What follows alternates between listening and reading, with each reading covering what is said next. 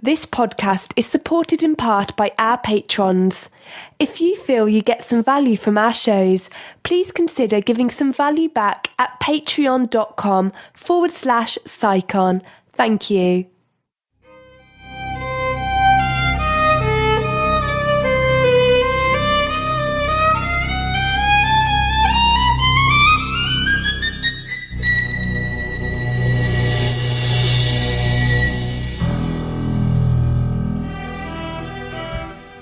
Ladies and gentlemen, welcome to Retrograde episode number 69. My name is Jack Marshall and I'm joined today by Anthony Hobday. Hello. And James McFadden. Hey. Yay! This is episode 69 because last week I got the episode numbers wrong. I forgot the Christmas episode actually counted as an episode now because of our new upload tool. So that was 67. I said last week's episode was 67. That was actually 68. This is 69. And also, I should say that Lizanne can't join us because she's got a cold, in case you guys didn't notice. Oh. Yeah. We're all been getting a bit... Yeah, she's not coming to the show because she's got a cold? A flu. A cold or a flu? Huh? Cold or a flu? I don't know. Doesn't matter. She's ill. She can't do the show. I think she's in the middle. We hope she recovers soon. Because there's ill enough to not come in, and there's ill enough that you should come in. Just want to say... And I'm just wondering which it is. Last episode I had a cold and I made it, didn't I? Yeah. Dedication to the listeners. You made the show because you're the fans. host. You didn't come. We all came to you, so that doesn't matter if you have a cold or not. That's true. We could have recorded at Lizanne's, I guess. That'd be fun for her. Not if she has a flu. That's true. I've been ill. Yeah. I went away. Cold or a flu? No, I went away with my... and I don't want to talk about this because it's actually kind of heartbreaking for me. I went away with my family for a week to Centre Park, which was great fun. There was like a swimming pool and it had like rapids and stuff. It was awesome. But I picked up an ear infection in both ears, to which the doctor was like, "Oh, that's pretty impressive." And I was like, "Well, thanks, doc." I'm guessing from swimming. I must have got like. I thought that was because you had a cold and it spread to your ears. I thought it was as well. Then I went to the doctor and he was like, "No, you got an infection in both ears." Were you swimming in a swimming pool that had like bandages and plasters floating in it? Why is this so troubling for you guys? It's very normal to pick up an ear infection when you go swimming. Why did you go to Centre Parks with a really bad cold? Because I booked the holiday. I don't know. Well, to be honest, the cold has started getting better because I took the Zan's advice and actually took some medicine, and it worked, which annoyed me because that proved her theory, which was annoying. medicine works. What I was going to say, so I came back and I had to go to work, so I've been off for like a month for Christmas, and it was horrible because it was literally like if you put your hands over your ears, that was how I could hear, and like everyone at my work was like trying to talk to me, and I was like, I can't hear you, sorry. But then they would carry on talking to me, and the worst thing was like they'd be making. Why were you doing an impression of yourself? But the worst thing was they'd be making jokes at me and stuff. But they're like obviously trying to include me in the joke about the fact that I've lost some hearing, and I'd be like, yeah, I can't. Everyone else would laugh, but I can't hear you. So no matter what they did, I wasn't in on the joke. They were making a joke at me. It was horrible. I really hated it. It was really stressful. Several women plucked up the courage to ask you out that day. Well, apparently... This was the day for all of them, and then you didn't hear them. Well, apparently a lot of people were saying to me, like, good morning, and, how are you? And I was completely ignoring them, because obviously I couldn't hear anything. And it was honestly, it was so stressful. I really have any sympathy now for anyone who's got, like, loss of hearing in one ear or something like that. Honestly, it's horrible. 2 ears, you're milking it. One ear, I get you. Well, there was nothing, like, it was funny how many times I said to people, I can't hear you, sorry, and they just carry on talking at me. And I go, no, I can't hear you, what are you doing? It'd be like going out to a blind person, I don't know, just throwing a ball at their face. They're like, what are you doing, I'm blind? And just carrying on throwing a ball at their face. Slightly harder every time. Yeah, until they see the ball. But yeah, it's been really stressful for me. I've only just about got my hearing back. I've had my fingers in them all day. Just like... swirling around. That's grotesque. Also, I think that's more like going out to a blind person and asking them to read a sign or something. It's not like throwing a ball at their face. Ask them to drive. Just drive, will you? I can't. Why did you make me the getaway driver? And then throwing the sign harder every time. Yeah. So that's been my last week. So that's been quite depressing. It's been quite hard. I've had a hard week, guys. That's terrible. Hey, Anthony, me and James went to go see Whiplash, though. Yeah? It whipped our asses. We loved it. And lashed our backs. That's why they call it Whiplash. It's pretty good.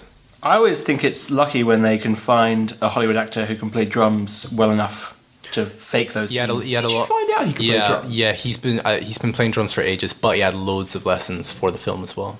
Well, he's been nominated for Best Picture at the Oscars. J.K. Simmons got Best Supporting Actor nomination. J.K. Simmons, I think, outshadowed him. Outshadowed? Yes, he did. Overshadowed, outshone. J.K. Simmons is going to outshadow anyone, outshine anyone in a film. I mean, He's such a big personality. Yeah, he was perfect. He was the best thing about Spider-Man by far. They should have renamed Spider-Man just the editor at the Daily Planet. The Adventures of the Editor at the Daily Planet. It's not Daily Planet, it's called something else. Bugle? Daily Bugle? I don't know. I think it's the Daily Bugle. That's the podcast is called the Daily Bugle. The Planet Express? No, that's Futurama Plane. The Daily Planet. That's Superman. I think it's Daily Planet. Daily no, Planet that's Superman. right. That's Superman. I think it's the Bugle. The Gotham Times? Yeah, it doesn't take place in Gotham, though. The Gotham Times. The Gotham Actually, Times. naming a font. It does just take place in New York, so maybe it is just the New York... No, it's not New the New York York Times. It's a New York fake- Times. I've had a It's a fake suspicion that newspaper. Spider-Man has been taking pictures with those guys for a while now. What have you guys been up to? Anything interesting? I picked up Darksiders 2 again, because I left that ages ago. A lot of the games I play are old. Well, not old as this show has it, but old in terms of new games coming out. And I'm really enjoying it again. I like all the... You say again as if you played it before. Oh, you picked it up and you put it Yeah, up. I You was picked it up, playing put it. I down. stopped playing it for ages. Still left it installed because I didn't really want to give it up. And James, part of the reason I didn't want to give it up is because there are 2 tracks on the soundtrack that were included in this list of video game music I always listen to when I was playing Battlefield. Oh, yeah? They're playing in the background, and 2 of the tracks are on there from Darksiders 2, and they're fantastic tracks. And every time I heard them, they made me feel guilty about not playing Darksiders 2. Is it what, like industrial? No, it's Rock. like fantasy. Oh, okay. That's weird. I wouldn't have expected that from a... I guess it's kind of like Zelda mixed with what? Devil May Cry? God of War. God of War, okay. Yeah. Yeah, just the Devil May Cry clone.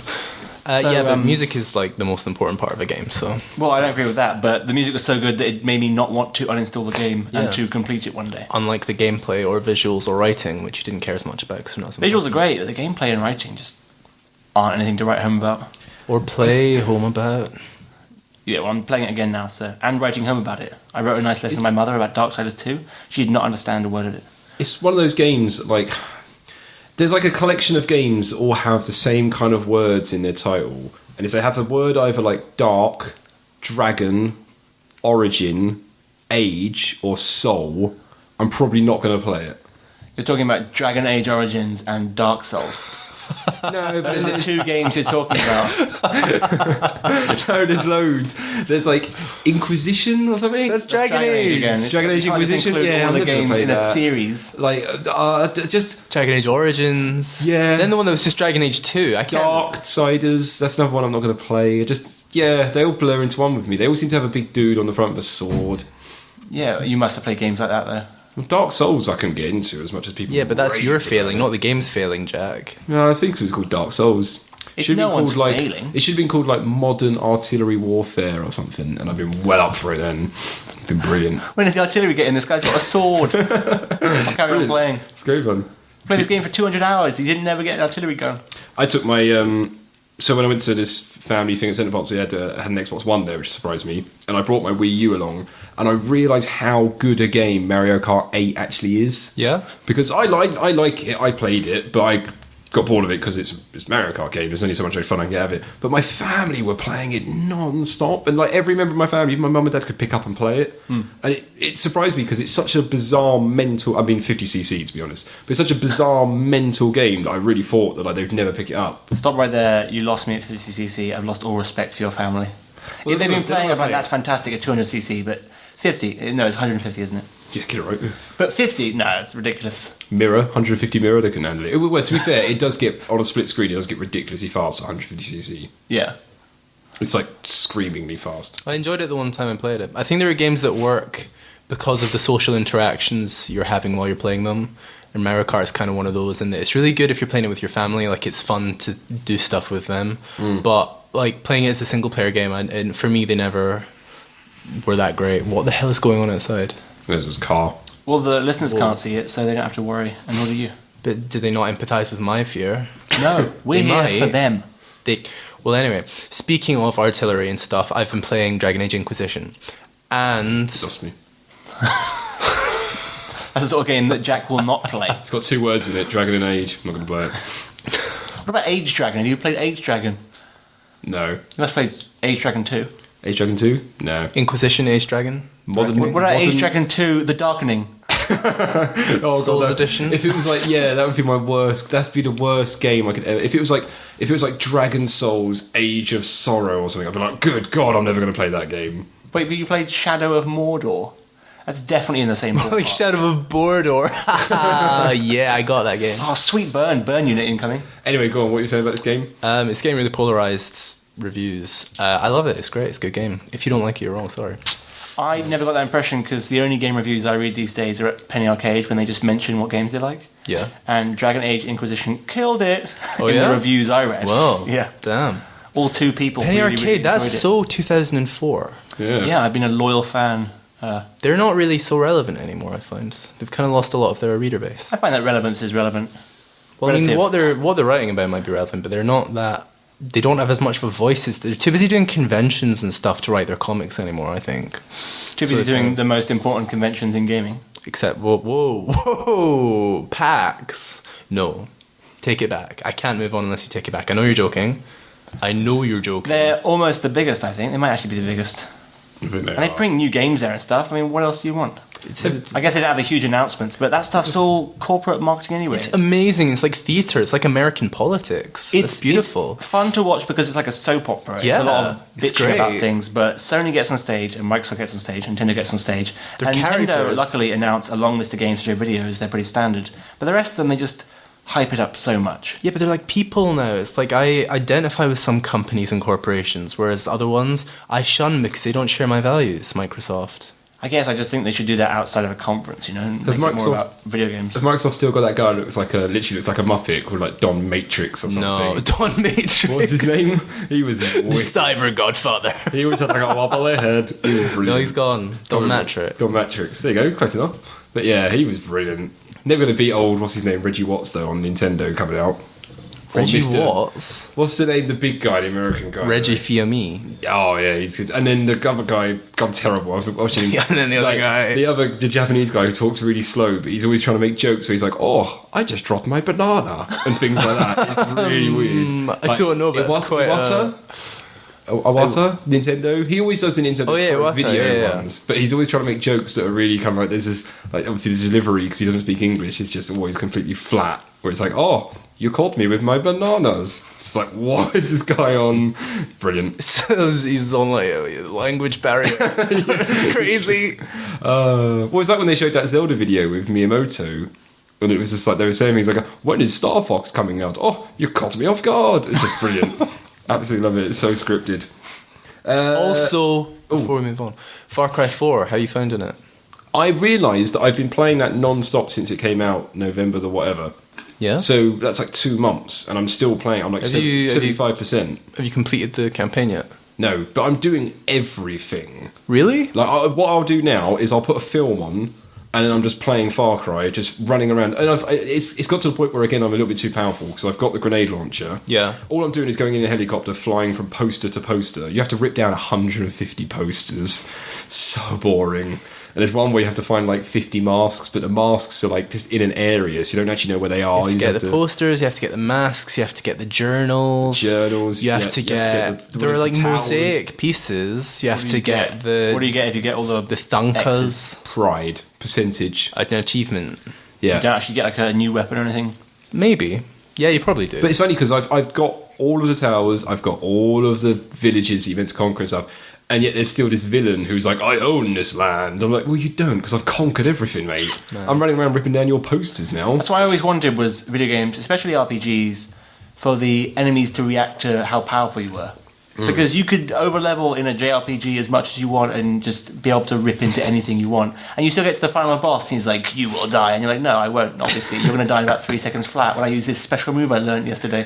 Like- Boom, and then they're dead. Like in Pokemon, when like you've got like up against like a level 6 Squirtle or something, and the Pokemon trainers, like a little kid on the dock, goes, "I'm going to destroy you, go!" And it you just pull wouldn't out be- this massive red dinosaur thing, and it's like, It would be the work of about, well, the equivalent of, you know, a couple of days for the programmers, I'm guessing, to put in extra lines that say, if they're above level X, say this line, like, "This is impossible," when you walk up and you're super powerful with a giant glowing sword. if they're above level X, climactic boss battle turns into him cowering in the corner, you bashing him with a post.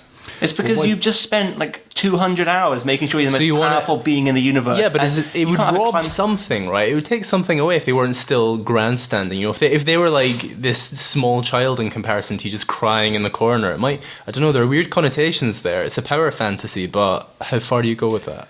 Well, they could do good writing, like the guy says. Like, they could do good writing. This is the games industry, Anthony. They can't just do good writing. My favourite example of times when that would happen in game, where like an NPC wouldn't respond the right way, was always Fallout 3. Like I remember the bit at the start with a girl in the vault where I shot her dad's head off, and he went flying into the room and landed on her, and then she got up and ran to the body that was like 20 foot away and went, "Oh my god!" It's like his head just landed in your lap. And then I was in Megaton with the sheriff, where the sheriff died, so I was like, well, I might as well wear his clothes now. And then I met his son a couple of minutes later. Well, he was like, and I have to break the news to his son that his dad's dead, and I'm wearing all his clothes. And it's like, I was wish there was a line that was like, "I'm your dad now." And he was like, "I bet you did everything you could." "Yep." "Do you like my hat that I'm wearing?" "It was your dad's." See, I thought Fallout added all that writing in for when you made your character really unintelligent. Yeah, that was really funny. I mean, they put a lot of effort into that sort of thing, but like Skyrim has the same thing where you're like wearing all this massive shield armor. You're like obviously the most terrifying looking person, and then some woman comes to you and goes, "Can you go get my cabbages, please?" It's like, do I look like I'm going to go get cabbages for you, love? Tromping around in the field wearing this gigantic ornate armour, trying to pick up cabbages. Damn women. She better pay me well. I know there were so many of them, but I do miss some of the Skyrim memes. Like, I remember there was one of a comic strip of like a villager going, "Oh, I'm too weak, I can't do anything," and then a dragon lands and the villager's like falls out of ship. He's like, "Let's do this," and just runs up to the dragon and starts stabbing it. Like, there was one that I didn't see that many times after the initial one, but it was like a picture of one of the guys that got like an arrow in his knee. He had like an arrow to the knee. It was great. I knew you were going to say that. Oh, I can't wait for Bethesda, whatever their names are, to do another one of RPGs. Bethesda. Because they are hilarious sometimes, because you do get these moments that are just brilliantly funny. No, because the next one will be called Elder Scrolls Dark Age or something, and you won't be able to play it. Yeah, true. Like, no, I refuse. In fact, the funniest thing that's happened recently in a game, I guess it's open world games to do, is in I think I said it's the episode, so Far Cry 4, when rhinos rock up, because it's so funny, because you could just walk into a village, and you'll just be in a car, just sitting there going, "Well, where am I going to go on the map?" And suddenly your car will just flip over. You're like, what the bloody hell has happened? It's really disconcerting, because the field of view is quite small, so those rhinos, they're bashing you don't know where they are. I don't know if have you done the like endless arena thing? Yeah, I've done a little bit of it, yeah. What was the highest round you got to? Oh, I don't know. I think I got like rank 3 and got bored and killed myself. And killed yourself, whoa. At the end of the arena, it keeps getting harder, and there's a point where like rhinos running about, it's all the heavy flamethrower guys, and it's ridiculous. But it's good, because you can just hide in the corner, and this is, I mean, effectively you can go forever, because if you just hide in the corner, they're like tagged with different factions, so they'll just kill each other until it's like one guy left, and you can just take him out with a bow and arrow. My favourite thing to do at the moment in Far Cry 4, which is quite morbid, but as you're driving around, there'll be hostage situations where there'll be like a hostage just walking along with a prisoner. I always just drive straight into the hostage. Because I just think it's funny. Because you just think it's funny. Because I imagine the guy who's taken him prisoner is just like, "Oh, right, what do I do now?" I'll just walk off. And he just left there. He's like, "Oh, crap, my hostage is dead. I'll just walk off." Oh, I'm the hero that game deserves, I tell you. Oh, I'm crying. It's so funny. I love when you have to go like, in a game where things go horribly wrong, where you're meant to rescue a hostage situation, and you end up like going in there and accidentally shooting all the hostages and being like, "Oh, crap." Oh, video games. I don't like it in video games where you do the exact same thing and it says, "Don't kill the hostages," and game over. Because Far Cry doesn't do that. It just says, "Don't kill innocent people," but I just keep running into them anyway. They're like, "Here he comes, the hero." Always coming right at us. Oh, God, I'm crying. Oh, brilliant game. He is actually crying. I'm going to go play that now. My favourite time when something like that happened was in Max Payne, where I ran into a room and my big plan was to lob a grenade, but because of like, the famous physics of Max Payne being so funny they were, as he ran in, he lobbed a grenade in the air, but his hand just slammed against the door frame, so the grenade just exploded in my hand, and all these guys are in the room with their guns watching me. And all they must have seen was Max Payne run in, smash a grenade and blow up. And they went into bullet time with a death and everything. Oh, it was glorious. I was hoping when you just said, I'm going to go play it now, you just get up and walk out. We see you play Far Cry 4 from the next room, and James and I just have to do the podcast. Right? Episode's over. How do we work I'm this so sorry. sound mixer? I'm so sorry. Right, do you guys have anything else you want to share? Just a competition. Let's do it. Paul Monahan giveaway. The Paul Monahan giveaway. Oh, God. Last time we were giving away Dishonored and Hotline Miami because we wanted to encourage tapping people in the face. Yeah. I guess. They're two great games. Yeah, well, hopefully the person who wins them gets a snack. Otherwise, they'll be not entering again. But the winner was Deacon. Yeah, at DJ Deacon, if you want to go by Twitter handles. DJ Deacon! This one's not so different from the actual name, so I guess it's not an issue if I just say one name and not the other. Still, Deacon, you've won. We're going to send you those codes on Twitter, private message. And next time, I figured I'd bump it up a notch. You might be familiar with these types of Jack. I think you worked for them at some point. Go on it. We're going to give away the two good Arkham games, Arkham Asylum and Arkham City. So you can be Batman for several tens of hours in a row. Make sure you complete City so you can see my name in the credits.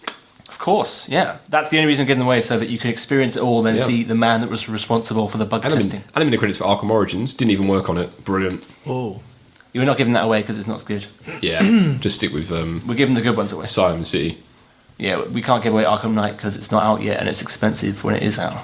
People keep finding, like, there was a news story about a month ago that was like, we found another Easter egg in Batman Arkham City, and it was like Calendar Man, if you go to him on the day that Rocksteady was founded, he'll say something different. And it was like, no, that's completely not an Easter egg. That's not, they didn't put that in at all. Someone's just completely made up a fabricated story that what he said is related to the history of Rocksteady, the company. And it was like, no, it's not at all. It's really weird. But anyway, that was interesting. Yeah, competition, Retrograde, at Retrograde Show. Make sure to tweet us. Retrograde Show, yeah, we're going to put the details on Retrograde there. Show. Retweet those. You could be in it to win it with Arkham Asylum and Arkham City. Yeah, and you've got to be in it to win it. Yeah, of course. That's the rule. So yeah, today we're going to be talking about The Last Express. But before we do, let's have a brief blurb on the game from our VO, good old Steel Fox. Hello, welcome to Retrograde. In this episode, the Retrograde team are going to do The Last Express. Well, The Last Express is an adventure game that takes place on the Ordnance Express, days before the start of World War I. It is noted for being one of the few video games that attempts to realistically simulate real time. The player takes on the role of Robert Cass, an American doctor who is on the train's final journey from Paris before the start of World War I. Robert, already wanted by the French police as he suspected murder for an Irish police officer, which is a Gardaí for anyone that doesn't know, is contacted urgently by his old friend Tyler to join him on his Ordnance Express gateway to the east for a possible exit for all his trouble. Robert boards the train via motorcycle and looks for Tyler. He is already on board, however, the moment he gets onto the luxurious train, Cass involved in treacheries of lies, politics and conspiracies, personal interest, romance, and murder. Despite receiving highly positive reviews and a positive post-release response, the game was a commercial failure due to a string of unfortunate marketing and mistakes and publisher financial issues. Anyway, enjoy the rest of your Retrograde show. Bye! Thanks for that, Steely Foxy. Yeah, and if you want to do a voiceover intro for the game, just get in touch with us at Retrograde Show on Twitter, and you can do it. You can promote a blog, website, set a fridge, anything you want. I mean, we'll probably still go with Steel Fox, but it's worth a shot. He's done it a few times now, so yeah, it's good.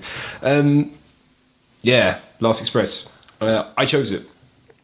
And I'm going to go... I know we're not meant to do the whole thing like, well, I'll just go around and we'll talk about a game. This is the best game I've ever played on this show that I've not played before, if that makes sense. Like, I've never played this game before. I'd heard a lot about it. I heard a lot of people talking about it, and I said in the last episode how this is a genuine cult classic because it's not really well known, but people who do know it love it. It's brilliant. It's absolutely fantastic. I was blown away by it. That's all I have to say about I don't think there's any other game that... Well, I haven't played a lot of adventure games over the years, which might be evident. Evanescence. No. Eminem. Mom Spaghetti. Is it evidence to where something... Newsweek. The things preceding it provide evidence for the statement that? As evidenced by my Yeah, previous... as evidenced by... Yeah. Yeah, okay. This didn't sound right when I said it. As evidenced by my previous comments on the show regarding adventure games we've done. Because I've seen adventure games, especially on this show, progress from text adventures in Zork all the way up to, well, when I played it. Zelda Ocarina of Time or something? No, that game that James likes. Planescape. It's not a game. Planescape Torment? No, that's an RPG. The one where you're looking for your kid all the time and it's really boring. Press X to Jason. Probably. Yeah, that was a good game. Yeah. Say the actual name of the game so people know what it is. What's it called? Rain. It's Heavy Rain. Heavy people. Rain, I was like, Lost Quantum of Souls. Solace. I think there's this natural progression from text adventures like Zork all the way up to Heavy Rain, because what they all have in common, along with this game, is there's not much action. Although this game is surprisingly sort of fast-paced, action-packed. Like there were parts What's of in it. real time? It's Yeah, in pseudo so- real time. Which I was like, so when I was walking around the carriages and people were generally coming out of their things, I was surprised by that they actually always come out of the carriage at that time. That's not just because I'm standing there. It was legitimately like, if you go to your carriage at that time, that thing will happen. And I couldn't believe it. I was like, this is like 97, this game. I was like, wow, that's awesome. I guess because they had a sort of a set space, they could figure out what every person would be doing. And It makes it incredibly linear, I guess. That's probably the downside of it. But Yeah. I didn't care because, and I'll be honest, I've only actually played this game for about, because I've been on holiday and been ill, I've only actually played it for about 2 hours, which is a bit bad to say, but I just know from playing those 2 hours, I cannot wait to carry on playing this game. I mean, like I say, a lot of action adventure games are what I consider to be not very interesting, which is a nice way of saying boring. But I think this does it right in the sense that it's quite fast-paced, real-time. It's got an interesting hook in both the art style and the fact that it's sort of this replayable adventure game, which is not very common. Most adventure games, you do the same things in the same order. And in this, you can, take a different approach and get to the same result that way. So I like that aspect of it. And it's just, I haven't played a lot of adventure games, which is my point, I guess, but it's unique, and I really enjoy the concept. It is unique, and I think that, visually, I think that it's more mature than a lot of its peers. I think that it kind of the art style. There are no huge demons jumping about. It's not like all of not Telltale, all of Double Fine's old games. Yeah. They're all really cartoony. They're very vibrant. Whereas this, it's got a much more subdued aesthetic. I think it's quite cool. It distinguishes itself. I feel like the art style of the actual people is terrible. Like, it's grotesque. It's No, the art style around the people, the environments are very realistic. Yeah. But the art style of the people is cartoonish, and obviously it's rotoscoped. I don't know if it's that cartoonish though. Is it? No, not. It's more cartoonish than something like obviously a photograph. I was saying to James, I found it a bit odd that when I first started playing the game, I didn't know if it was my Mac struggling, because it's obviously not made for gaming, or if it was the actual animations of the game, because what was happening was that sometimes the animations are really fluid, and they've obviously been drawn at 24 frames per second, but then sometimes they've been drawn at 4 frames per second. No, I think it's just the way they were done. So I guess it was just time. Are these hand drawn? These are rotoscoped, so you take video of the people and then draw the outlines essentially and fill it in colour. Wait, so they had actors wearing the clothes? Yeah. If you look on Wikipedia, you can see the step-by-steps from the original storyboards really to the cool. actors standing there, and they draw it in. That's quite forward thinking as well, because Well, that's what I was going to say. Even though it's a cartoonish thing, the fact they were going for this realistic style, this is probably the best way to do it in terms of effort versus results. Because doing photorealism back then obviously wasn't very possible. I was one of the first things that really hit me when I realised this game's, I think personally, very, very good quality, was just the attention to details to some of the design elements. One in particular that hit me was where, so the conductor goes off to have a sandwich or something, and I picked up the passenger manifest, and there was a list of names, and I was a bit like, a bit annoying. But then what happened was when I clicked on a name, it played the audio of the last thing that character had said to me. Huh. So it listed all the rooms, it listed all the characters who were in those rooms, and I was trying to find the little boy, because he'd obviously he ran past me with the gold thing that I want. So I was like, well, what room's this boy in? And I remember his mother's voice. So when I clicked her name, it played her audio, and I was like, oh, wicked, that's her, she's in room 4. And I was just so impressed by that little bit of design that they must at one point have gone, how can we make it easier so they know what rooms the passengers are in?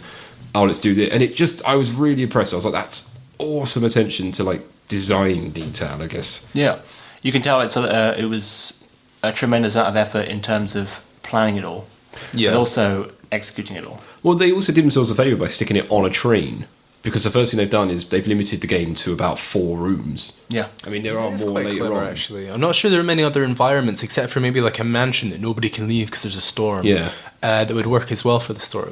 Resident Evil. But it makes it so, because it's on a train as well and it's very narrow, it makes it so that it is led by the characters. And even better, that because you're walking down narrow corridors, they're often passing you like at eye level.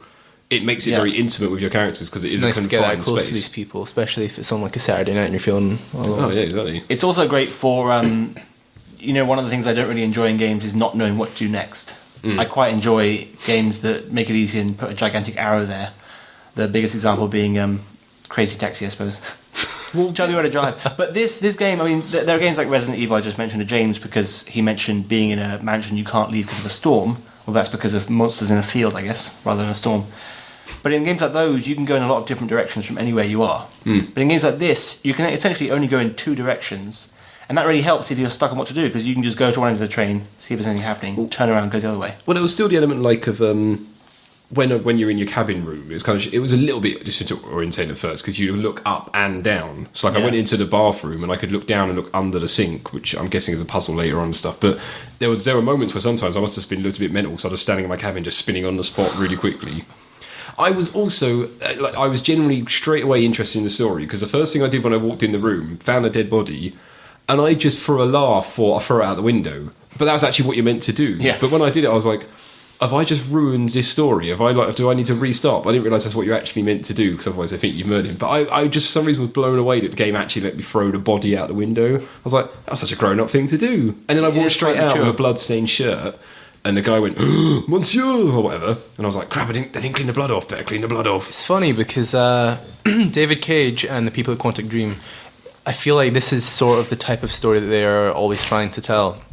And in their most recent game, Beyond Two Souls, there's a sequence that is in a train, but as you described, throwing the body out of the train being quite edgy for this game, that sequence ends with like the main character using her spirit ghost guy to like kill loads of SWAT dudes and like jumping off there's like a helicopter and stuff, like shooting.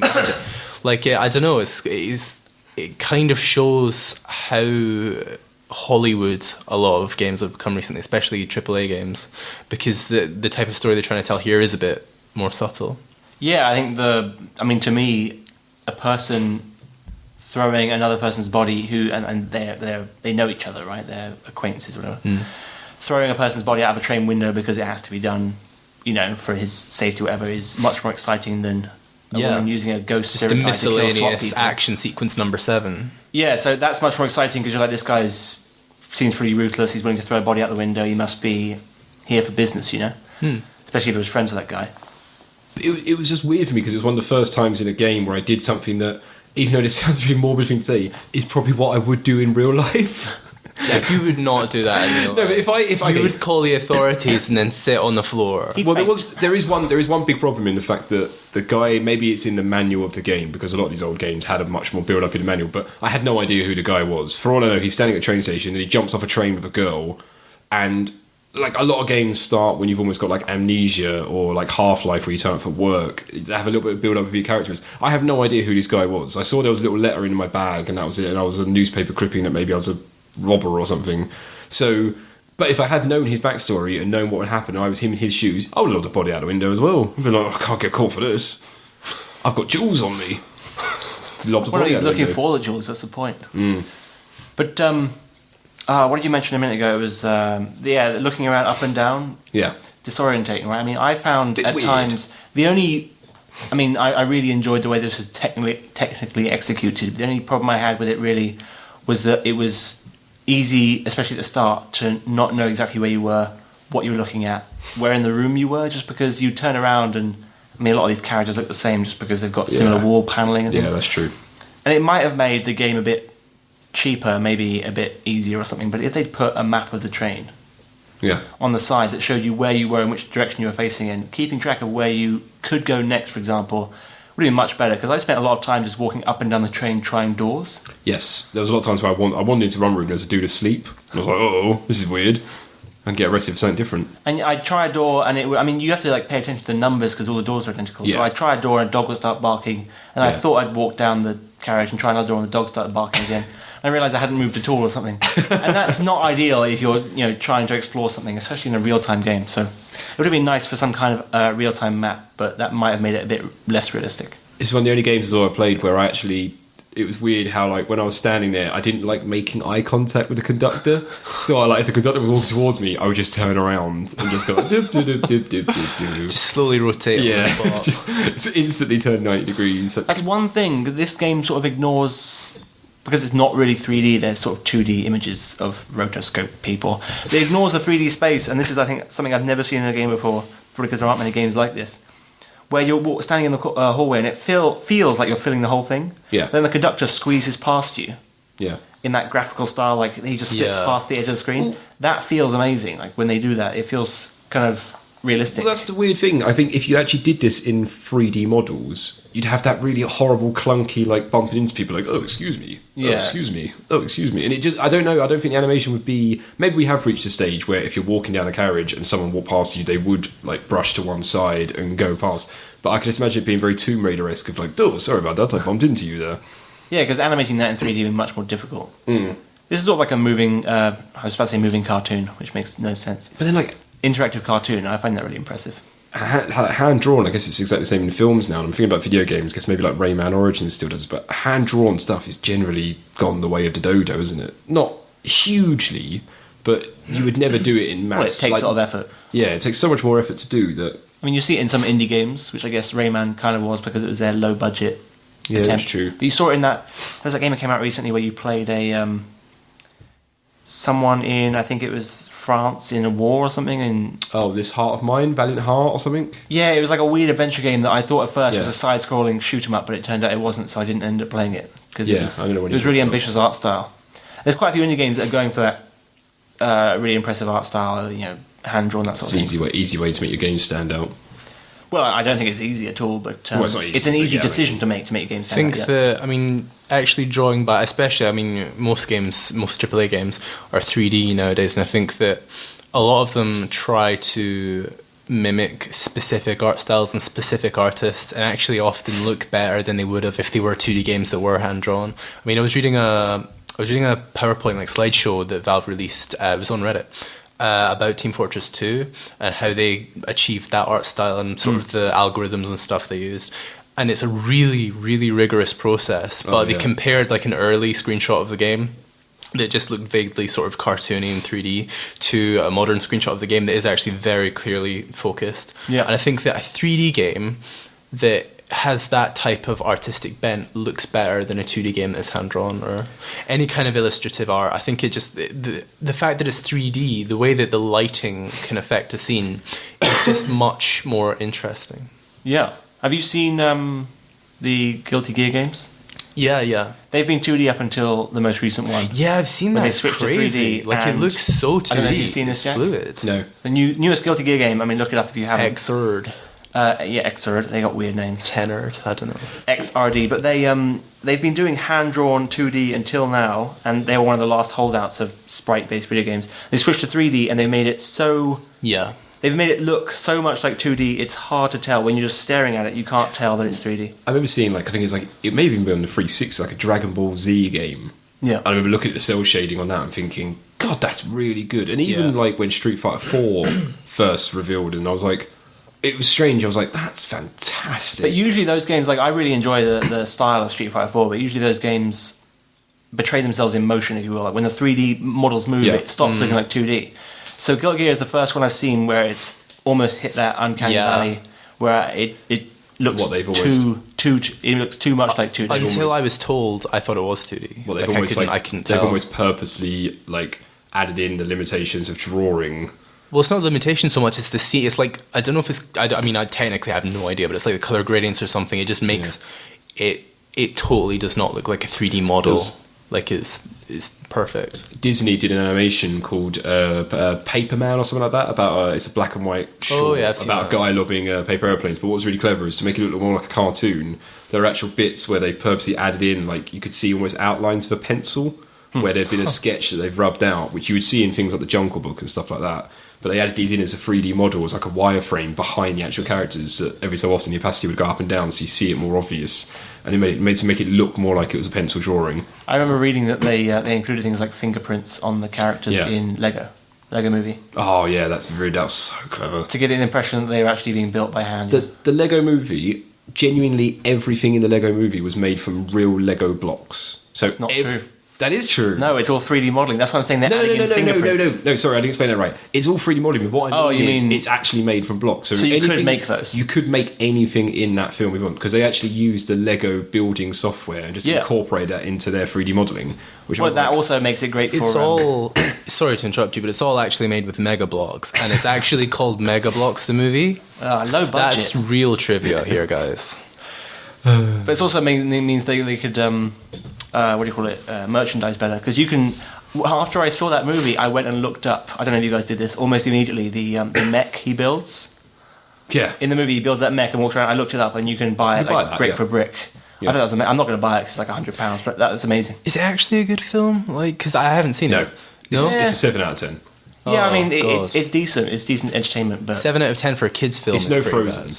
Bad. I haven't seen Frozen or either. Big Hero 6. Or Big Hero 6. I watched Big Hero 6 recently, by the way. Did you think it was hilarious? Yeah, I mean, I thought it was actually bordering on not very good until the Baymax turns up. Well, yeah, but Baymax turns up at the start. Then, after things happen, Baymax is in his room. Yes. After that point, it suddenly became hilarious. There is about, when he turns up in his room, which is about 25 minutes into the film, there is about a 35-minute section which is just hilarious. Yeah, that's the problem. Then he makes Baymax into like it turns into a action film, and it's just not as good anymore. Disney grade. Sounds like you said erection then. No, a regular action film. When that turns into like a superhero film, I was so surprised. The first 25 minutes and the last 25 minutes are a lot weaker than the middle act, I guess. If Lizanne was here, she'd be like, "This is Act 2, where the characters have been established." It turned into this real character-driven comedy movie, but either side of it was this weird action movie that, I don't know, I mean, it's still enjoyable, but... So I've been thinking about games, and I've come to the conclusion, after our recent discussion about subtlety, and how this game is slightly more subtle in some ways than modern games, that what differentiates games like The Last of Us from other big budget but slightly worse games like Far Cry 4 is the subtlety. Not just of the story but of the mechanics. I mean, the reason that The Last of Us has such good gameplay is because the reticule, when you're aiming, it sways slightly as you do. You're heavy when you move. Bullets count, they mean something. Yeah. Whereas in Far Cry 4, I mean, it's a much worse game. It's a good game, but it's no Last of Us. And I think one of the ways in which it is worse is because it relies on all of the cheap tricks. So, so many explosions. You've got to, zip line everywhere. You're using this weird, hand crossbow to kill birds and stuff. You're skinning things. It's like there's too much Hollywood going on. There's too much reliance on filmic cues, I think, from films like Transformers. And games like this are good because they don't rely on that. But we don't have that anymore, which is quite depressing. One day... Anti-response. One day, a game with the subtleties of Last of Us will come out with the just glorious explosion-y goodness of a game like Far Cry 4. Because that can't exist. No, I mean where you're juxtaposed. The mechanics are all full of subtleties, but you can set situations up that are absolutely ludicrous. And I think that will be perfect because it'll be even much more of a payoff just because you can't immediately pull out a grenade launcher and blow an entire building up. You'd have to work at it and do interesting things. Will that happen though? Especially with a big budget? I'm hoping it will, because I like all the subtleties, the great design decisions in Last of Us, but I also like all the explosions and having happy blasted in my face. I think we're definitely heading towards more happy blasting, but on a broader scale, towards a broader audience. Games like Far Cry, anyone who has seen a film in the last 30 years is going to relate to the idioms, the cliches that are in that game, I think this is why there's such a strong hardcore following for games like Devil May Cry and Bayonetta, because there is all the happy blasting, giant explosions, but there's a lot of subtlety to the battle mechanics, like the combat mechanics, because you have to put a lot of thought into, if you want to be good at it, the combos and everything. That's slightly different to what I'm talking Definitely about. Definitely different. I'm saying there are subtleties in the game. Yeah, no, for sure. There aren't really subtleties in the combat of Far Cry 4, for example. It's a lot of toys in a sandbox. Maybe I'm talking more about realism or a subdued style. Yeah, when you say subtle to me, because it almost sounds like something you don't notice that's working well. Well, kind of. Yeah, I mean, for example, in a game like Devil May Cry, the combat is not subtle because you're running around with a sword bigger than you. I mean, the mechanics are subtle. Yeah, the mechanics. But you probably mean understated good taste or something. I think from an aesthetic perspective, what's happening on screen as opposed to what you're actually playing. So the content of the story, what the characters are doing. I think games like Heavy Rain kind of succeed, but then, like with Beyond Two Souls, they kind of just it up with the whole gunship with rockets. You know, my son has been kidnapped by a serial killer, and I've got to go through all of these Saw-like challenges. It sounds like you just like attention to detail. Well, everyone likes attention to detail. That's how good games are. But he's talking about like high class attention to detail, not low class attention. Like let's make this explosion look really, really good. I think I'm talking about games trying to tell tasteful stories or like good stories, interesting stories. Think about novels, Jack. Think about novels, right? How many different types of book are there? There are so many different types of stuff. 4. Actually, Lisanne would say like 5, but you know what I mean. There are so many different stories being told. Whereas in games, 90% of the time, you're a miscellaneous dude with a gun, or a miscellaneous dude with a sword, or a miscellaneous dude with a mage's staff, or a miscellaneous dude with a racing car. You know, it's like there are so many stories that can be told, and games are a narrative that tell stories primarily, even if it's through gameplay. So I don't see why games are not primarily to tell a story. Games are to engage in gameplay, which they do by creating a story, which either you narrate with your gameplay or the game narrates with characters speaking. I'm almost sometimes on a different end. Like, I sometimes hate when they shoehorn a story. For example, Forza Horizon 2's just come out and they're like, you're the new kid on the block. No, yeah, totally. I'm not Prove saying yourself. And I'm like, no, I just want to race a bloody car. I'm not saying there needs to be a conventional narrative. I'm saying that in a game like GTA 5, excluding any of the actual story stuff that they've written, you're creating your own story. It's procedural because you're creating your own story by driving about, doing stuff, creating cool situations. That type of story in games is still always ridiculously over the top. Like in GTA, it's always stuff exploding, murdering dozens of people. Why are there no games, or very few games, that are creating stories that are more like throwing a body out of a train? You know, where that's the crazy thing. Yeah, I know what you mean. That's why I was so... It was a weird thing in this game when I did that it was strange, because it felt like such a... it's not like a normal thing to do, but if this was any other game, like say this was built in the Far Cry engine, I probably would have stabbed a guy in the head for a few times, picked up his body, tried to throw out a window, it would have hit the window frame a couple of times, it would have like probably got a bit stuck, and it would have been some like ragdoll physics going on. Exactly. But do you know what I mean? It was strange because it was just very natural. You picked it up, threw it out the window. I guess maybe it's because it's an adventure game. It reminds me a lot of like Broken Sword and stuff like that, where you have choices and you make decisions. But surely every game should be a game where you have choices and make decisions. Why is this type of event restricted to this type of game? I mean, in books, a tense conversation between two characters can be such a huge climactic point, whereas in a game, it's always you're killing 100 dudes. But did you like LA Noire? I thought it was alright, but again, you kill a bunch of guys in that game. But wait. Sometimes the climax is you killing one dude who's as strong as 100 other dudes because he's the boss. That's where the water's getting muddied. I'll grant you that. That's really classy and high end. But I think. Wait, what was Jack saying a minute ago about... Oh, God. I had a point, and then there's this giant glowing egg on the screen, and it made me forget everything Just focus on the egg, it'll all be over soon. Was I saying about how handsome I am today? I think that was it, yeah. You were saying I'm really handsome over and over again, and that... the egg is an evil. Well, maybe if I keep talking, it will spur what you were going to think. I would agree. The only thing I would say, I would agree with you that, yeah, generally story writing in games makes me laugh. I remember when reading that, like, GTA 5, people were like, oh, the story writing, the script is incredible. And I was like, it's really not. It's really crap. Like, it's bad Quentin Tarantino film. It's also actually genuinely a sexist game. Like, it kind of irritates me. Like, usually I hate the bandwagon, especially the whole Gamergate thing. But that game is sexist. Like, it's a bit weird. Oh yeah, they're like it has to almost be very kind of whimsical and comical and slapstick about the way it does it, because otherwise the tones that it touches on would be actually like, you know what, that's actually just getting annoying now. Yeah, it's not very funny. There was like, I thought the character of Trevor, people were like, oh, he's great, he's the mental character that everyone wants to be. I was like, no, he's actually the crap. I thought he was crap. He was annoying through the whole. Yeah, he's irritating. He's unbelievable. Like, he was just an annoying character. I remember what I was going to say. Go. You mentioned.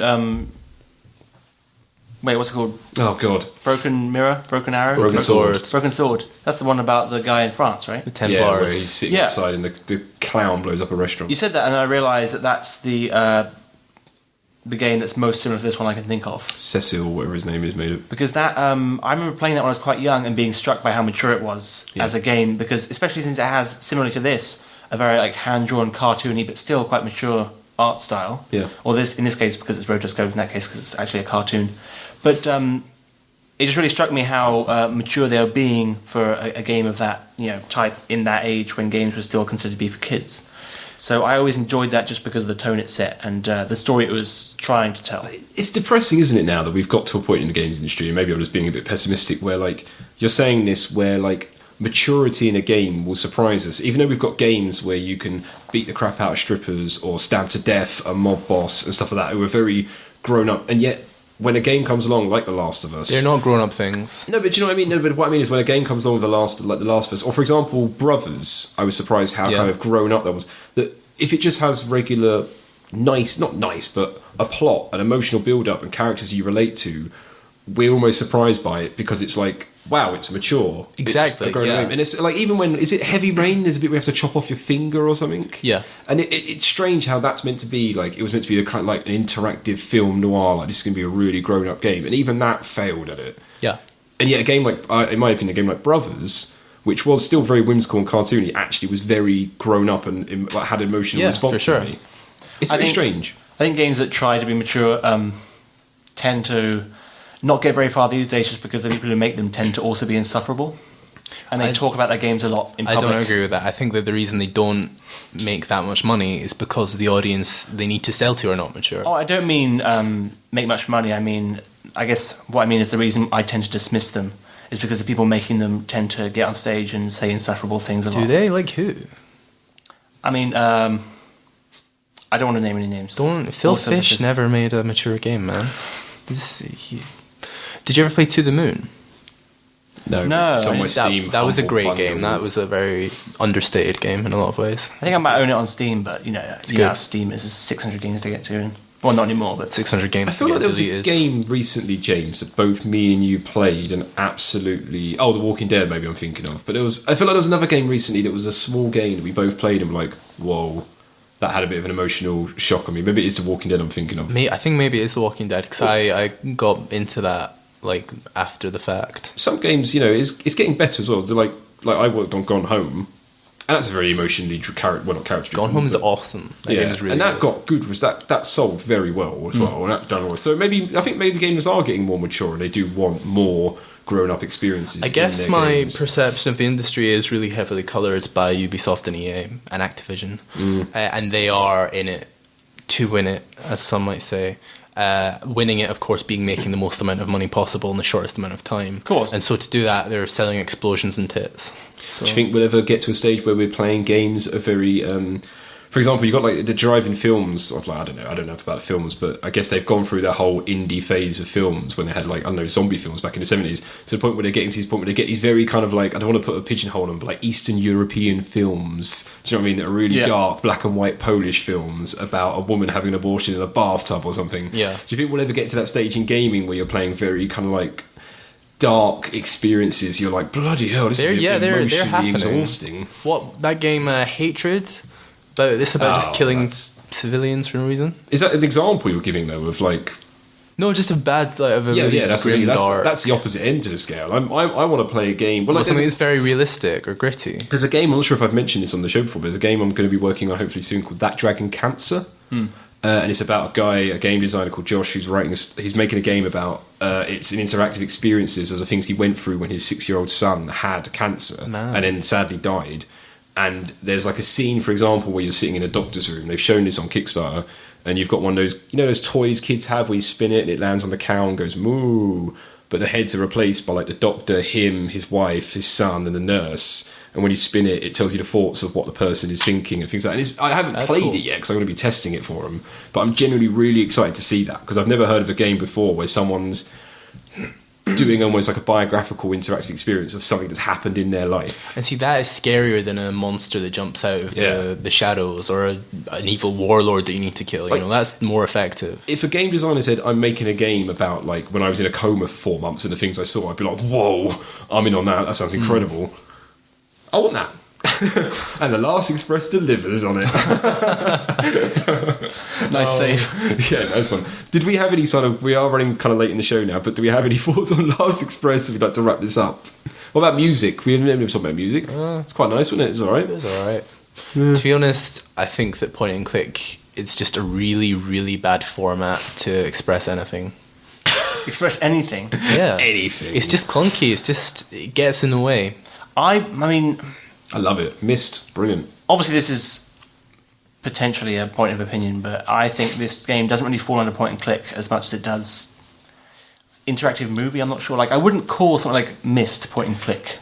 This is more like Yeah, exactly. I was going to say it's more like Myst. It's more like almost exploring and experimenting. There are puzzles in the game, but it's not like Sam and Max where it's like put the fish in the blender or something like that. To me, point and click is usually a third-person thing, which I know is a trivial distinction, but just because it's first-person and the point and clicking is not so important, it's more the thinking that's important, like how you figure out what to do next.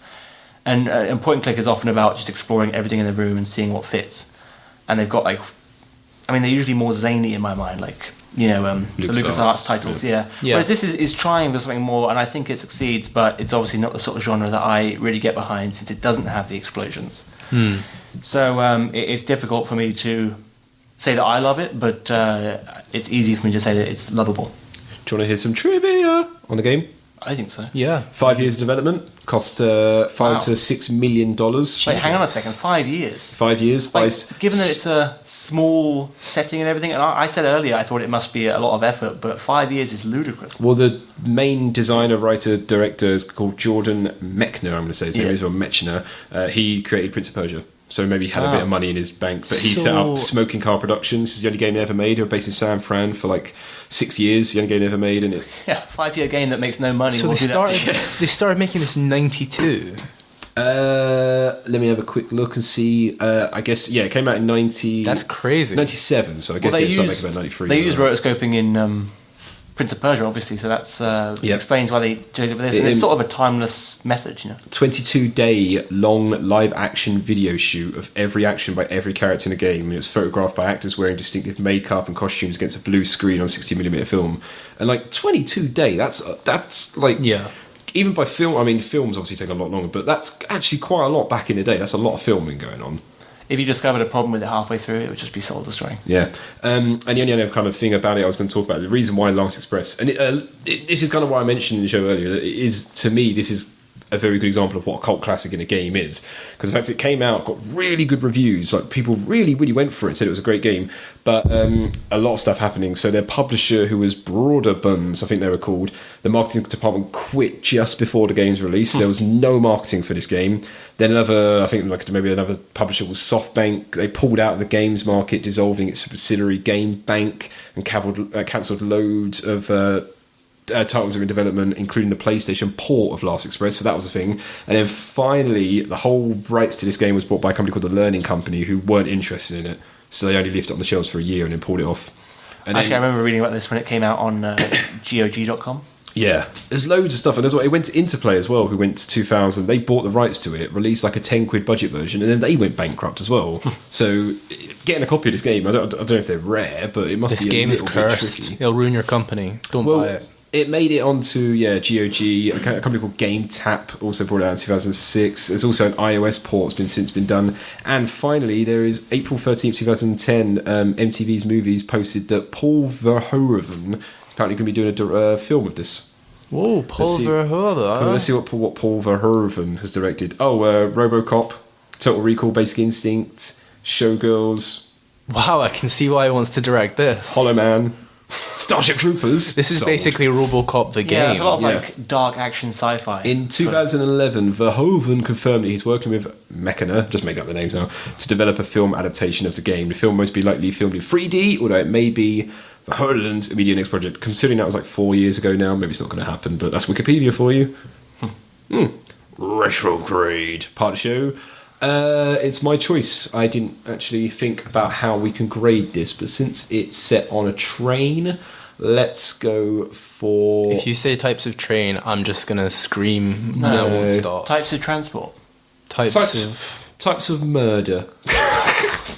Types of murder. Since the game's We've got first degree, second degree... The game's all about murder. If this game was a good old-fashioned murder, what kind of a murder would it be? Ooh. For example... I think it would be stabbing someone with with an icicle, because it's clean, evidence is gone, it's nice, it's quick, it's easy, confusing, bit of a puzzle involved. It's a good murder, and nobody knows that Jack Marshall was responsible. Exactly, and it's just like this game. He had an icicle-shaped hole in his head, and there was a puddle on the floor. How could they have killed him? Might have wet himself. I'm not a detective. Might have wet himself. I'm not a detective. Why are you there? At the crime scene. I'm the murderer. Just walk in, might have wet himself. I'm not a detective. Why is this guy in here? Yeah, he came in here and said, "Let me in. I'm the murderer." I'm just make a joke. I'm in the corner going hot, cold, getting cold. It's like, who is this guy? It was me. Instead of looking around the room and getting closer to you, you're saying hotter. Yeah. You found the murderer. My only failing was I hang around at the scene of the crime. What's this guy's calling card? Well, he just stays in the corner until we arrest him. Damn it. I love the thought of a serial killer or some kind of criminal who's just upset. Like, his only problem is he's obsessed with crime scenes. Like, he's just really, really interested in crime scenes and how they work. So he wants to see the police do stuff. Yeah. There's like a, please stand back. There's just one guy. He's like, wait, why are you here? Well, I guess if you did have that obsession, you just join the police force like Dexter, because he obviously worked at the crime scene and killed the people. So, yeah, good times. Okay, so compared to going to a murder, I'm going to go with drowning. Okay, because in a way it can be beautiful. It's quite fluid, if you see my meaning, but it's a bit dull for me. It's a bit dull. Drowning's a bit dull, yeah. Oh, dull. Yeah. Oh, you people. You people. You mean us English people? Yeah, you people. Right. I'm gonna go with. Are we done? Yeah, I think so. drowning. Are you sure? Yeah. I'm gonna go with polonium dart from the umbrella because nobody's doing it anymore and it's eccentric. You guys know. Yeah, I know what the you're talking polonium. Death by polonium dart. They use a frog. They use an umbrella with poison on it in The Americans. She walks by a guy and stabs him in the ankle with it. What is The Americans? It's a TV show about two Russian spies who live in America and have kids that grew up in America. Okay. And they have to, but they slowly turn into essentially Americans. Like they come to love the country they're trying to. Is this like recent? It came out around the same time as that one that everyone was Homeland. Oh, okay. But is better.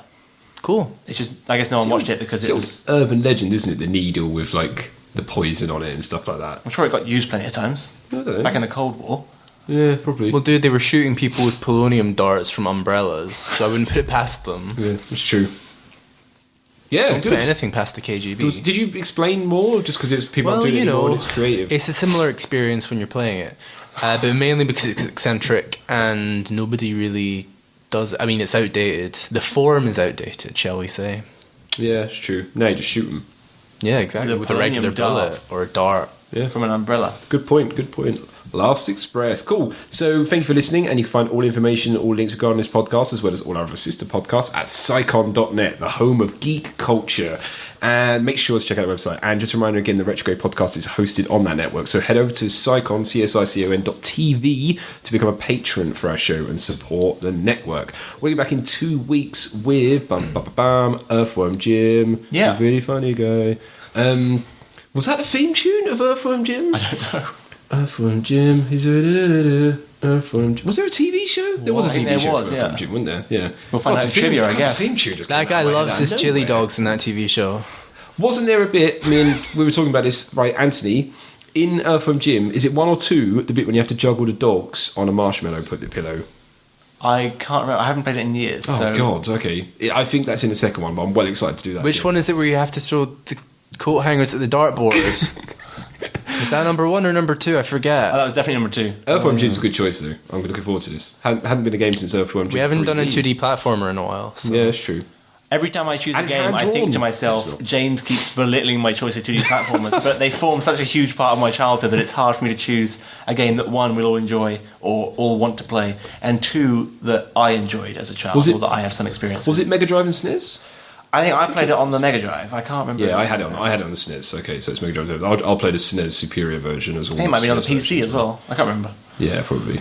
Okay, cool. Yeah, so make sure you play Earthworm Jim before our next episode. And that's goodbye from me, Jack Marshall. Goodbye from Anthony Hobday. Goodbye. And a goodbye from James McFadden. Can cats have Tourette's?